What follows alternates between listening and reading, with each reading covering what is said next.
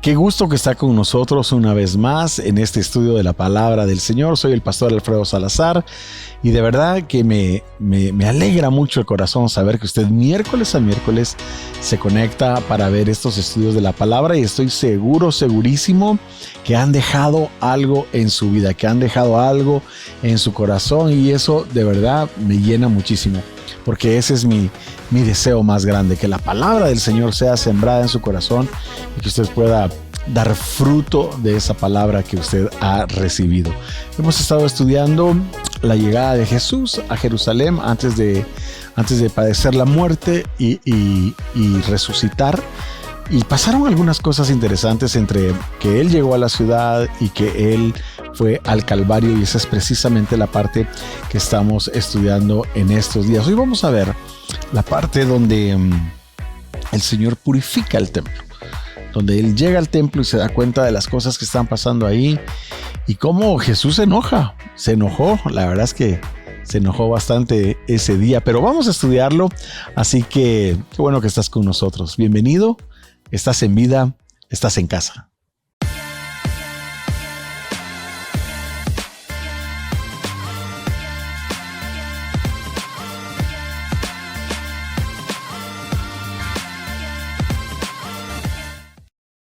Me gusta comenzar siempre haciendo esta confesión de fe, diciendo estas palabras, porque cuando las pronunciamos con nuestra boca, se hacen una realidad en nuestras vidas. Así que te invito a que repitas conmigo: tengo en mi corazón al Señor Jesús.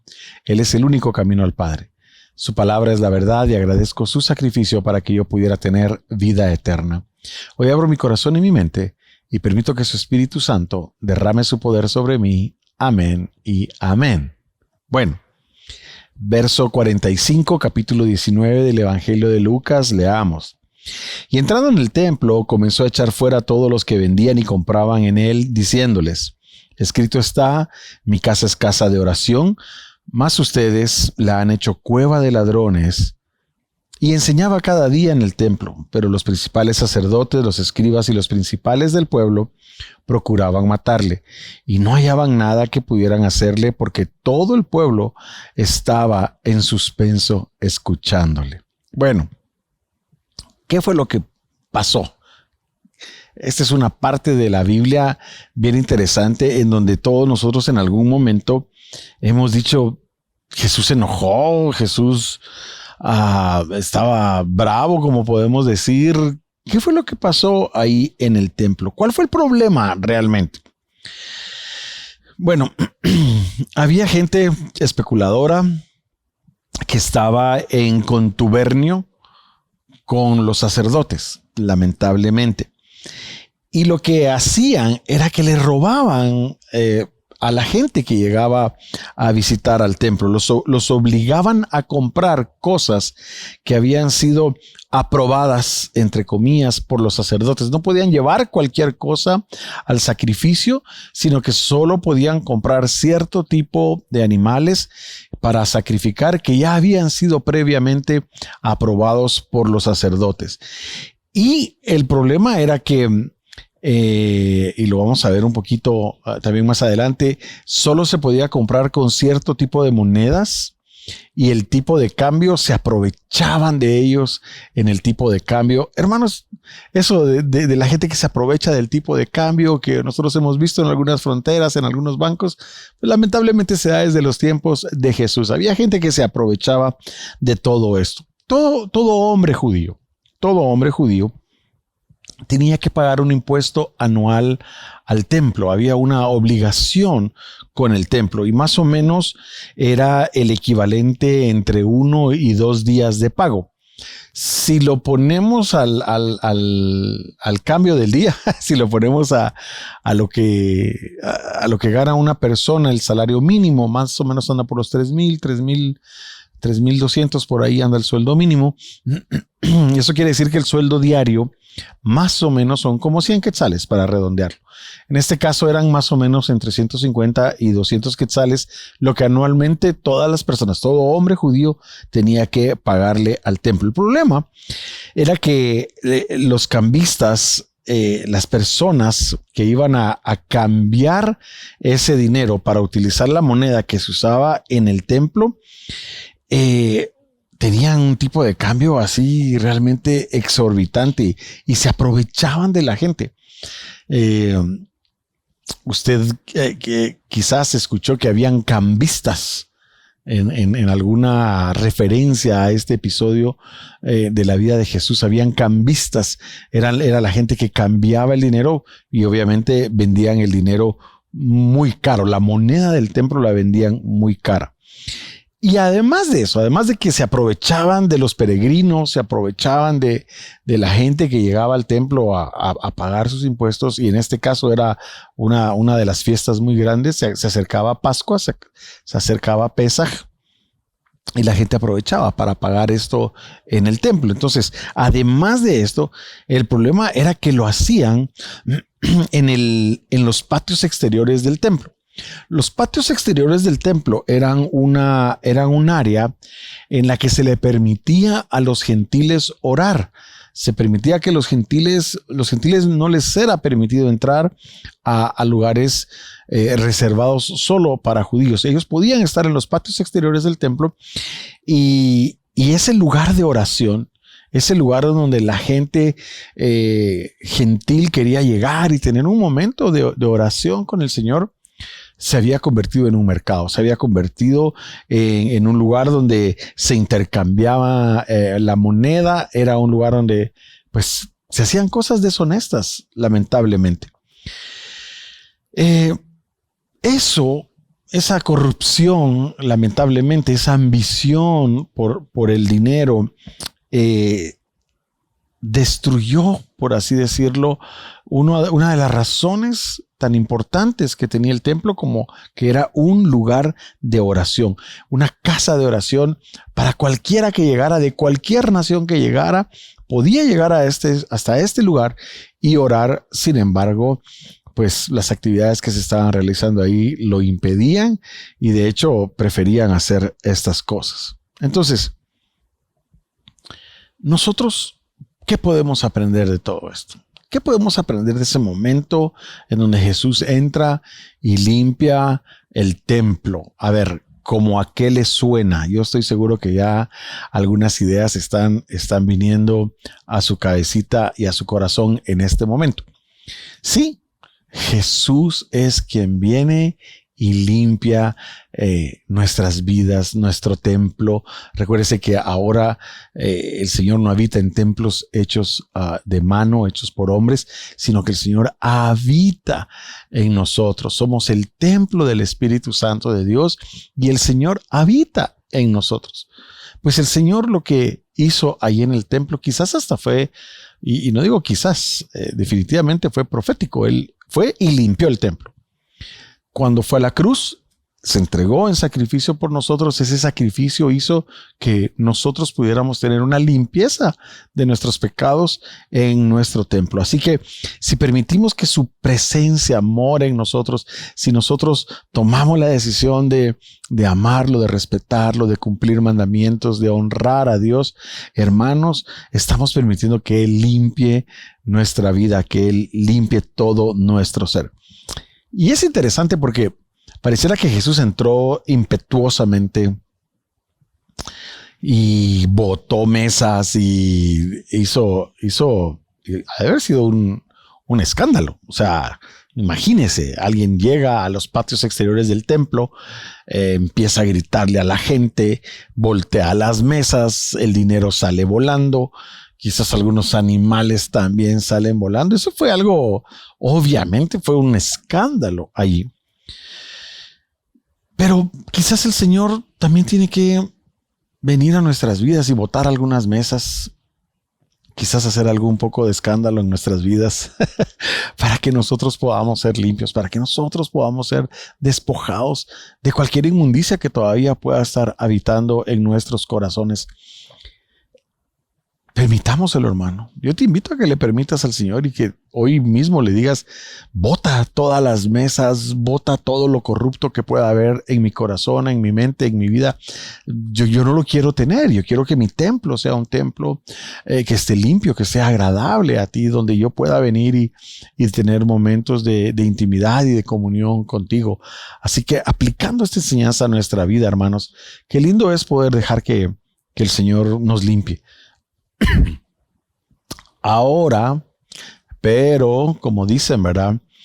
Obviamente no estaban contentos los cambistas, no estaban contentos las mismas personas que trabajaban en el templo porque les estaban destruyendo el negocio.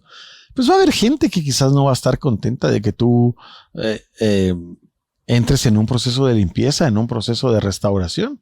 Pero hermano, al final de cuentas eso no es importante. Lo importante es que la obra redentora de Cristo en la cruz del Calvario se haga una realidad en nuestras vidas. No todos los días, todos los días, no solamente el día que nosotros aceptamos al Señor Jesús en nuestro corazón como nuestro Salvador, sino que todos los días esa obra redentora se haga realidad, se haga verdad y que nosotros podamos disfrutar de las bendiciones que Dios tiene para nosotros a través de vivir una vida conforme a su voluntad.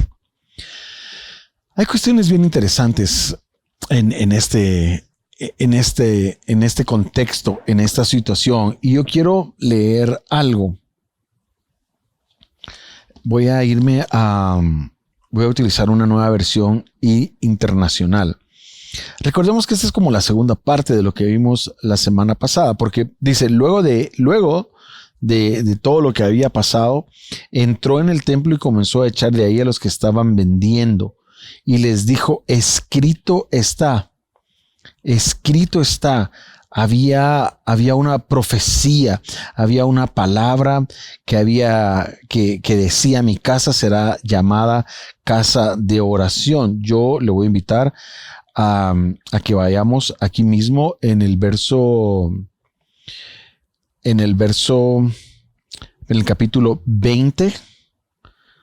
capítulo 19, verso 46 es lo que estamos leyendo, y que vayamos a ver Jeremías 7:11.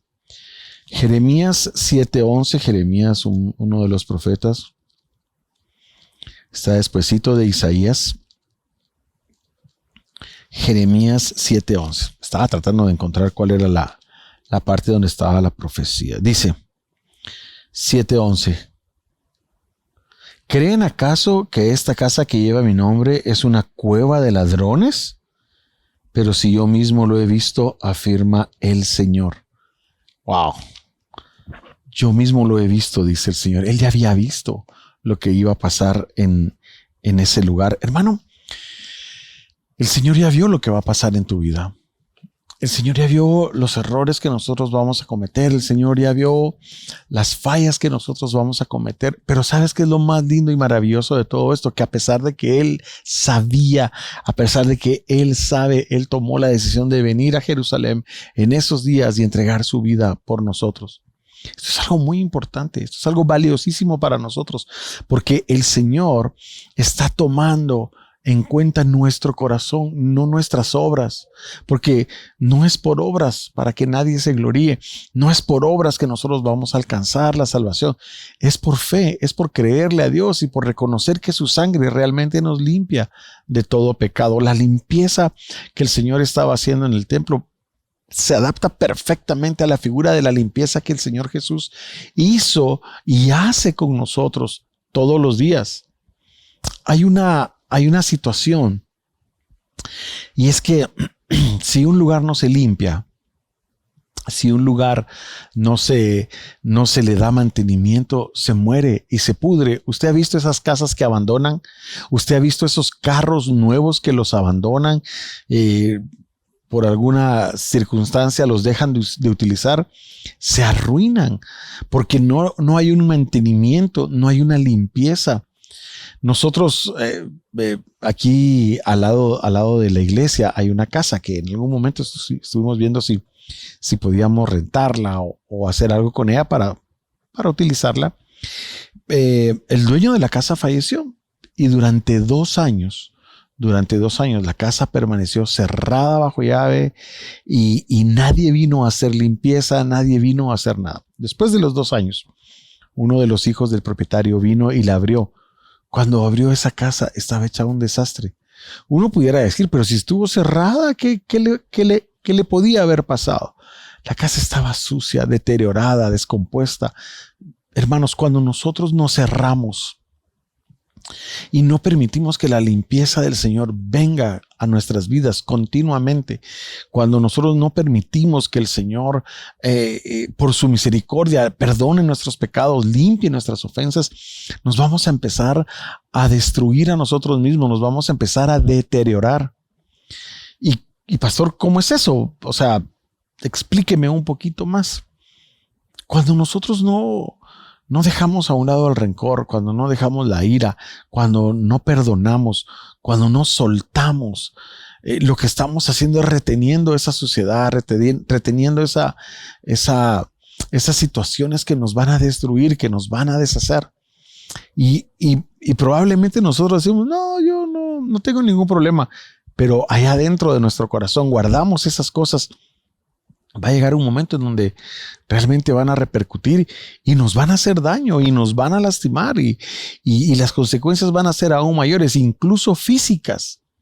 Si nosotros no permitimos que el Señor limpie nuestra vida como limpió el templo en este momento, personas, por ejemplo, que no perdonan, que están aferradas al rencor, a la falta de perdón, sus huesos empiezan a enfermarse, se empiezan a enfermar. La tristeza enferma, hay incluso enfermedades que se les llama de esa manera por causa de la tristeza, porque son cosas que están aquí adentro de nosotros y que no hemos permitido que el Señor sane, que el Señor limpie. Hay personas que se enojan con el pastor, con la iglesia, con la esposa, con el esposo, con la suegra, con el suegro, con los hijos, con los papás, con el jefe y con todo el mundo. Algunos no es con todos, algunos es solo con algunos. Y al final de cuentas no se dan cuenta que el daño se lo hacen a ellos mismos. Hablaba con una persona y me decía, mira, fui víctima de una injusticia. Me tenían que dar algo, no me lo dieron, me dieron solo una parte. Y yo le decía, es una oportunidad que el Señor te está dando para sembrar, para perdonar, para poder ver su gloria manifiesta en nuestras vidas. El otro día el pastor Benjamín predicaba y recibimos varios testimonios muy lindos acerca de cómo Dios obra y ayuda a que nosotros salgamos de situaciones complicadas. Él hablaba de cómo salió de unas deudas, de unos préstamos en los que ni él se había metido, pero cómo el Señor hizo una obra maravillosa y a través de esa situación negativa que él vivió, pudo ver un milagro de provisión sobreabundante. Y hermanos, eso es lo que tenemos que ver. Las situaciones complicadas y difíciles en la vida que hemos vivido no sirven o no son para que nosotros las alberguemos en nuestro corazón por el resto de nuestra vida. Tenemos que ser como el Señor, tardos para la ira. Tardos para la ira, no nos enojemos. Y si nos enojamos como Jesús se enojó en esta ocasión, porque vaya que Jesús se enojó, no podemos permitir que ese enojo que el sol se ponga sobre ese enojo. No nos puede durar más de la noche el enojo. Hay personas que se enojan y 15, 20, 30 años después le recuerdan a la esposa, le recuerdan al esposo, le recuerdan a los hijos, es que me hiciste tal cosa, es que me hiciste tal cosa. Hermanos, de eso no se trata. Se trata de tener un corazón limpio, de tener un corazón puro, que el Señor lo encuentre agradable, que el Señor escudriñe nuestros corazones y diga, wow, este es un corazón conforme a mi corazón. Pero eso solo lo vamos a lograr si permitimos que el Señor limpie nuestras vidas. La pregunta es, ¿de qué necesitas ser limpio tú el día de hoy? Tu mente, tus pensamientos, tu corazón. Y no quiero irme mucho como para el área de los pecados ocultos o las cosas, los malos hábitos que nosotros podamos tener, porque de hecho eso hay que limpiarlo. O sea, eso es de cajón. Sino que también me gustaría ir un poquito más a fondo, un poquito más adentro y ver cuestiones más espirituales, más de fondo, como por ejemplo lo que te hablaba del perdón. Quizás hay una falta de perdón, hay un rencor ahí, y hay cosas que te vienen pasando y pasando y pasando y dices, ¿por qué me pasa esto? ¿Por qué me pasa esto? Pero si no has perdonado en tu vida, quizás hay una puerta abierta que hay allí por la cual tú estás permitiendo que ciertas cosas sucedan en tu vida. Quizás hay cosas que tú no te has movido adelante, como el luto, por ejemplo. El luto es una cuestión bien complicada, es dura. Es dura, es un dolor y es un dolor fuertísimo, pero no podemos vivir toda la vida de luto. Tiene que haber un momento en donde nosotros permitamos que el Señor traiga paz a nuestro corazón, sanidad y consuelo. El Espíritu Santo es nuestro consolador, y que cuando Él venga sobre nuestras vidas nosotros podamos experimentar, y no es olvidar a la gente que partió, es recordarla pero no con dolor. Recordarla con alegría, recordarla con gozo, recordar los buenos momentos. Una persona no se ha ido si siempre vive en nuestro corazón. Y sobre todo con la esperanza que nosotros tenemos, que el día que el Señor venga, las personas que murieron en Cristo se van a levantar, están durmiendo.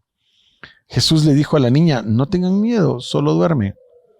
Los muertos en Cristo van a ser los primeros que se van a levantar cuando escuchen la voz de Jesús viniendo por segunda vez a la tierra. Y si nosotros pues ya morimos, vamos a levantarnos juntamente con ellos. Y si no hemos muerto, pues vamos a ver y vamos a tener ese reencuentro maravilloso. Hay cosas que quizás en tu vida necesitan ser limpiadas.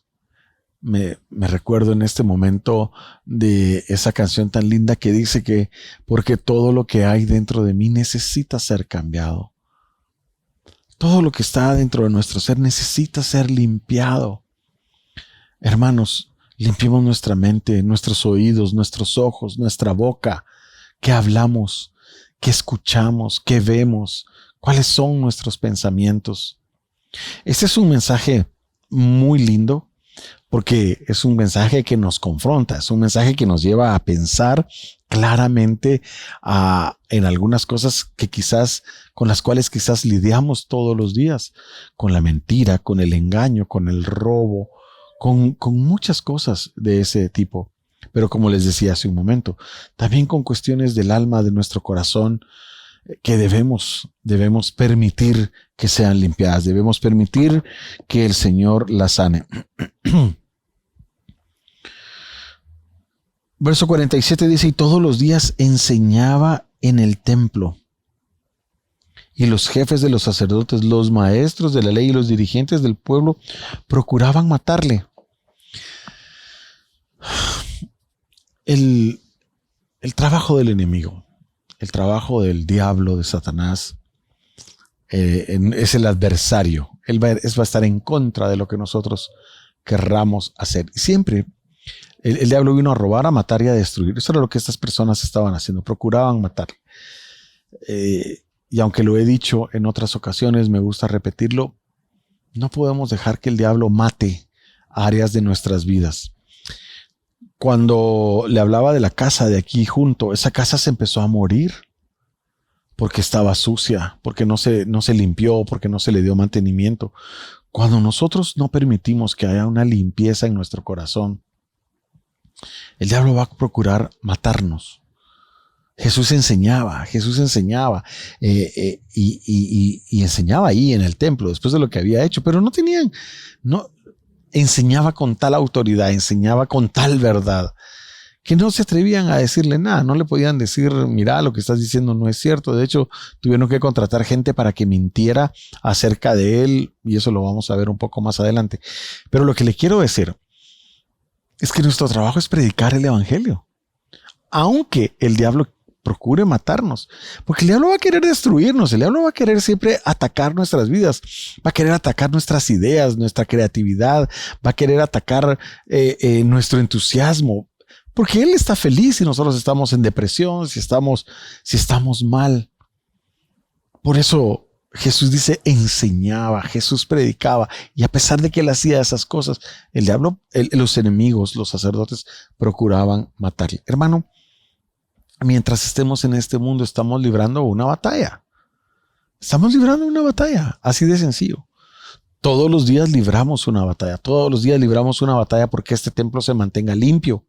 ¿Por qué? Porque qué fácil es que se ensucie. Vuelvo al ejemplo de la iglesia. Nuestra iglesia queda frente a unos campos de fútbol que no están engramillados, que son de tierra. La cancha es de tierra. Y en la época de finales de octubre y noviembre y una parte de diciembre, cuando hay mucho viento, es increíble la cantidad de polvo. Por más que cerremos las puertas, las ventanas, siempre el polvo se cuela y se ensucia. Y si nosotros no lo limpiamos continuamente, se va a ensuciar y se va a deteriorar. Los aparatos se llenan de polvo y se mueren, se arruinan. No permitamos que las mentiras del diablo entren en nuestro corazón y traten de matarnos. Que nadie mate tus sueños, que nadie mate tus ilusiones. Este ha sido un tiempo en donde el diablo ha querido matar la relación de las personas con su iglesia. Ha sido un tiempo donde el enemigo ha querido destruir el deseo de adorar a Dios, ha querido destruir el deseo de congregarnos, el deseo de vivir en comunión los hermanos unos con otros. Y hoy en día vemos que hay tanta gente que ya no quiere conectarse, las iglesias que están en línea, no quiere ir a la iglesia, las iglesias que están presencialmente, sino que se acomodaron y dijeron, no, aquí nos vamos a quedar. El problema de acomodarse es como ese polvo que se asienta y se queda y nadie lo quita. Hermano, yo quiero animarte. Y así como Jesús lo hacía, así como Jesús predicaba, yo te animo a que tú te levantes, a que te animes. No es tiempo todavía, por lo menos en vida, por la infraestructura que nosotros tenemos, todavía no nos podemos reunir presencialmente. Pero qué lindo es ver cuando te conectas, qué lindo es ver cuando empiezas a etiquetar a otras personas, cuando invitas a otras personas para que se conecten, cuando dejan un mensaje. Me gusta mucho, Fito viaja mucho y está en carretera y me dice, pastor, ya lo vi en diferido y me gustó mucho el mensaje. Te mando un saludo muy especial, Fito, y a tu madrecita, la tía Chefi. Y así, estoy seguro que otras personas incluso, o mejor dicho, también lo ven de esa forma, no lo ven en directo, sino que lo ven en diferido. Pero lo importante es llenarnos de la palabra de Dios. Lo importante es no estancarnos, lo importante es no quedarnos desanimados. Al contrario, ¿qué vamos a hacer? Está bien, pastor, mientras no nos podamos reunir, yo creo que va a ser parte del proceso las vacunas, que bajen los contagios, que los aforos puedan ser mayores. Lamentablemente nosotros estamos en rojo y nuestro aforo es muy pequeño. Sin embargo, va a haber un momento pronto en donde nos vamos a poder reunir. Yo quiero que nos reunamos, yo quiero reunirme. Por supuesto que los extraño muchísimo. Y va a haber un día donde nos vamos a volver a reunir, nos vamos a abrazar, nos vamos a reír y vamos a adorar y alabar al Señor en su presencia. Pero este es el momento donde estamos siendo probados, donde no nos estamos dejando contaminar como templo que somos, donde no estamos dejando que la corrupción entre, sino que donde estamos permitiendo que Jesús, si hay algo, que Jesús lo limpie y que Jesús pueda traernos esa bendición hacia nuestras vidas. Quiero ir terminando. Sin embargo, no encontraban la manera de hacerlo porque todo el pueblo lo escuchaba con gran interés. Estas palabras parecieran contradecirse con lo que va a suceder dentro de unos días cuando Jesús es puesto delante de la multitud y la muchedumbre es motivada a no escogerlo a él, sino que escoger a Barrabás. Sin embargo, la gente tiene necesidad de escuchar la palabra de Dios. La gente tiene necesidad de oír la palabra de Dios. Hermanos, compartamos la palabra de Dios. No podemos callar lo que hemos visto y lo que hemos oído. No nos dejemos desanimar por nada. Que el fuego de Dios que hay en nuestros corazones se avive, que el fuego de Dios que hay en nuestras vidas se mantenga ardiendo, porque le voy a decir una cosa, yo siento que este es como el momento de empezar a juntar la leña. Estamos en las vísperas, esto va a pasar pronto. Yo estoy orando para que pronto nosotros podamos volver a reunirnos, podamos volver a estar juntos. Pero pienso que es como el momento de volver a juntar los leños. Cada uno de ustedes es un leño. Cada uno de ustedes es un leño que va a hacer arder un fuego grande, que va a desprender una luz y un calor muy grande para la bendición de muchas personas. Estamos ya planificando cómo retomar ensayos, cómo retomar capacitaciones, cómo retomar algunas cosas para que cuando sea el momento estemos preparados y podamos arrancar con todo, podamos arrancar de una vez ya sin parar. Pero primeramente limpiemos el templo de nuestras vidas, limpiemos nuestros templos para que el Señor pueda morar en ellos sin ningún problema y que no permitamos que la muerte y la destrucción entre a nuestras vidas y a nuestras familias. Amén. Amén, aleluya. Vamos a terminar aquí. Le envío un abrazo muy grande. Vamos a orar. Padre, te damos gracias porque tú nos hablas directamente a nuestros corazones. Por supuesto, Señor, yo me pongo al principio de la fila porque sé que hay cosas que hay que limpiar. Hay cosas que hay que limpiar en mi vida, en mi mente, en mi corazón. Sé que hay cosas que necesitan ser limpiadas. Gracias porque tu sangre preciosa derramada en la cruz del Calvario nos trae esa limpieza, nos trae ese perdón. Tu resurrección, Señor, nos trae la vida eterna, el perdón de nuestros pecados y estamos agradecidos por ello. Y hoy aprovechamos, Señor, para pedirte perdón y decirte, limpia mi vida, Señor. Yo no quiero que tu fuego se apague. Al contrario, quiero que tu fuego se empiece a avivar más y más y más y más para que pronto podamos estar como un solo cuerpo, una sola llama, una sola luz, una sola esperanza como iglesia para las personas que nos rodean. Gracias, Señor, porque tú estás siempre con nosotros, nos acompañas, nos guardas, nos libras de todo peligro. Gracias, Señor, en el nombre de Jesús. Amén, amén y amén. Quiero bendecir también en esta ocasión a los diezmadores fieles, a los ofrendadores fieles. Hermanos, bendecimos sus vidas. Gracias por escuchar la voz de Dios en sus corazones y permitir que podamos seguir sirviendo a la iglesia a través de sus ofrendas, a través de sus diezmos. Oro, Padre, para que cada semilla que es sembrada en esta tierra, Señor, dé un fruto abundante, pero no solo financieramente, Señor, sino que dé un fruto de sabiduría, de salud, de inteligencia, de creatividad, de puertas abiertas sobre la vida de cada persona. Señor, mira las semillas, aquellos que están pasando por una situación, que tienen una necesidad, acuérdate, Señor, de sus semillas, acuérdate de sus ofrendas y de sus diezmos, para que la bendición, Señor, sobreabunde en sus vidas, para que las ventanas de los cielos se abran sobre sus vidas en el nombre de Jesús. Te bendigo, hermano. Te bendigo en el nombre de Jesús. Tus diezmos, tus semillas, tus ofrendas, las bendecimos en el nombre de Jesús y oramos para que sigas viendo milagros. Hemos recibido muchos testimonios de milagros preciosos a causa de siembras que ustedes han hecho. Así que declaramos, oramos y le rogamos a Dios, le pedimos a Dios que esos milagros sigan viniendo sobre tu vida en el nombre de Jesús. Amén, amén y amén. Te invito a que nos acompañes el próximo domingo a las 11 de la mañana con una palabra que será de bendición para tu vida. Amén. Hasta pronto.